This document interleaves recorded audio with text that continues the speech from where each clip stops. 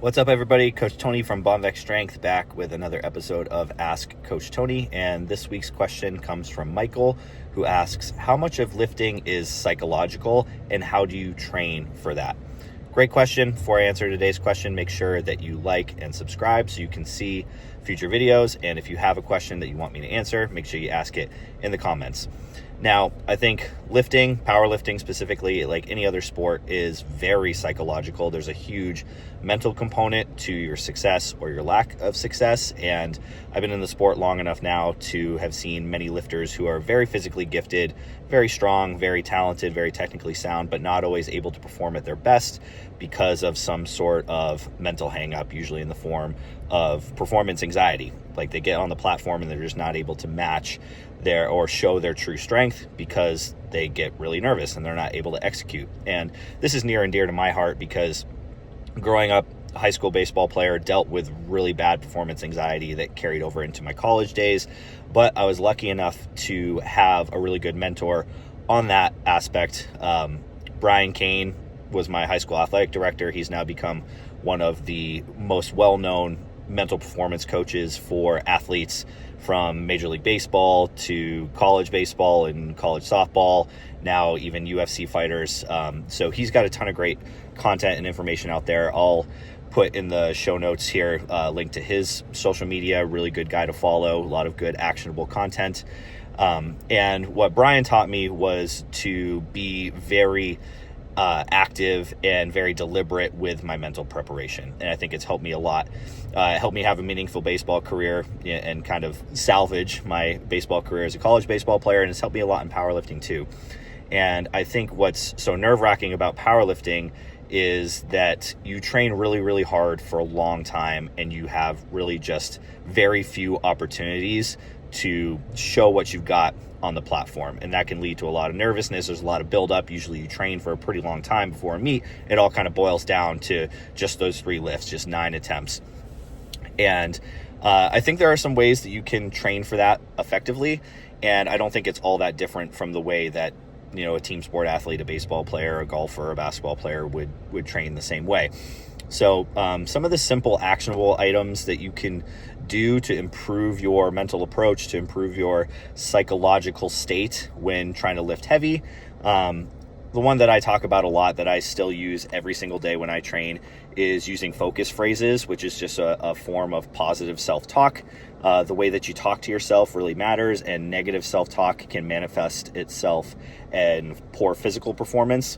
And I think we've all experienced a point where we are saying negative things to ourselves, saying mean things to ourselves, especially right before a heavy lift, like, oh man, this is too heavy, I'm not strong enough, I can't do this, don't fuck up, kind of stuff.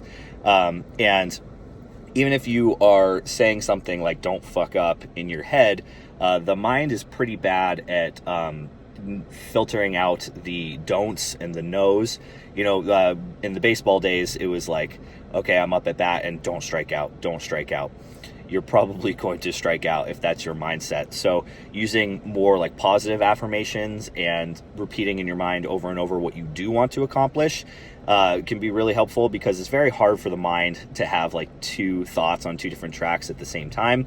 So rather than thinking like, don't mess up, you're going to fail, this is too heavy, if you just say to yourself exactly what you want to do, focus on one thing, whether it's an execution or a technical standpoint or more like an effort standpoint, that can be really helpful. So I've said it a million times in a bunch of my videos, but whenever I am ready to get under the bar, I just repeat to myself, attack, attack, attack, to remind myself to be really aggressive, that I am in charge, that I am the aggressor, and to put that energy into the bar. But you can do it from a technical perspective too. Pick one focus cue that you want to work on for each lift. You know, if it's the squat, it can be knees out, it can be brace hard on the bench, it can be, you know, crush the bar, whatever it is. Pick one physical thing to focus on to help drown out the negative self-talk. And it takes a little bit of practice to get good at this, but like I said, I do it for every single heavy set that I do of every big lift. And I've been doing that for years now, and it really has helped my confidence. Another thing you can do, super popular amongst high-level athletes, is visualization. So taking a future lift that you're going to do and kind of making a movie in your mind, trying to be as vivid as possible, imagining, what the bar is going to feel like in your hands, what the weight is going to feel like on your back, the sights and the sounds of the whole thing, what the platform is going to look like, seeing the spotters and loaders, seeing the head judge, seeing the fans in the crowd, and just kind of trying to make it as vivid as possible so it's happened before you actually get there and execute the real thing. Powerlifting legend Janae Kroklowski famously said, every personal record that I accomplish happens twice. It happens first in my mind, and then it happens in reality. And using that visualization and just having those mental reps can kind of take some of that scary factor off of it once you go and you do it for real. And I think another really simple thing that can help improve your psychological approach is just making really good decisions in training, not being overly ambitious, being realistic with yourself, and not encountering too much failure in your training, because very often failure and missed lifts beget more failure and missed lifts. You can kind of dig yourself into a mental rut pretty readily there. But also when you do run into failure, just learning how to handle it, because part of participating in any sport, there's going to be a decent amount of failure. That's what was so hard about baseball, was that there's a ton of failure as a hitter. If you fail 2 out of 3 times, you're a really, really good hitter. So learning to cope with it and not getting too high when you're doing really, really well, and not getting full of yourself and getting overly confident, but also not letting yourself get too low and, kind of having a pity party every time something bad happens. So you do need to have failures in your training now and then. It teaches you to cope with them, and you get to decide how you react to failure, right? You can either get frustrated and dwell on it, or you can get fascinated and use it as a learning opportunity. It's like, okay, I failed, so what?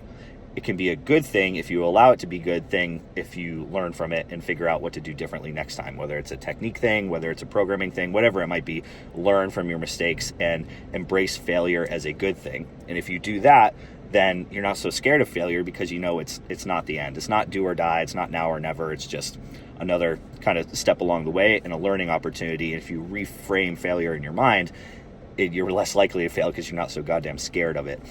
And finally, there's a quote that I really like from Alex Hormozi. He's more of a business guy. He's not everybody's cup of tea.